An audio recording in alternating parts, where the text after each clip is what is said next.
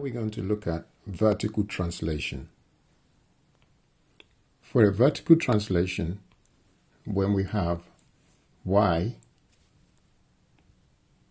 equals f of x, and that equals sine of x. So in this case, we have y equals f of x equals sine of x. And this is one which is y equals sine of x. So this graph here is y equals sine of x. F of x equals sine of x. And what we're going to do to this graph is we're going to raise it up by 3, which is going to raise the whole graph up, the whole function up by 3, and that will become y equals sine of x plus 3. So that's what we called f of x plus c. So that's been raised by 3. And you can see it crossing the x-axis here at 0. When it's raised by 3, it's crossing the x-axis at 3. And the whole function has been raised by 3. Likewise, we can bring the graph down by minus 3.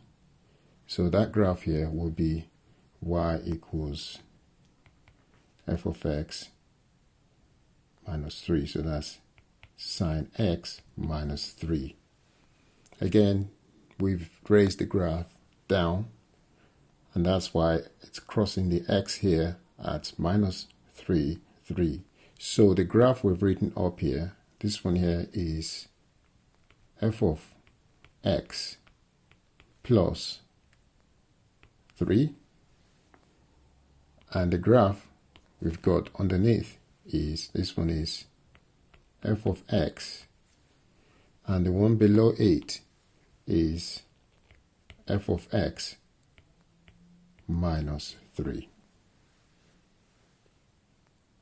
And the general formula is, we say y equals sine of x.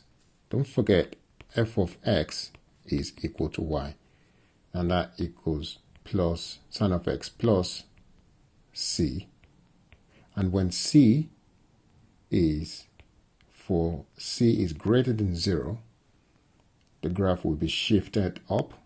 So that's a shift up or raised up,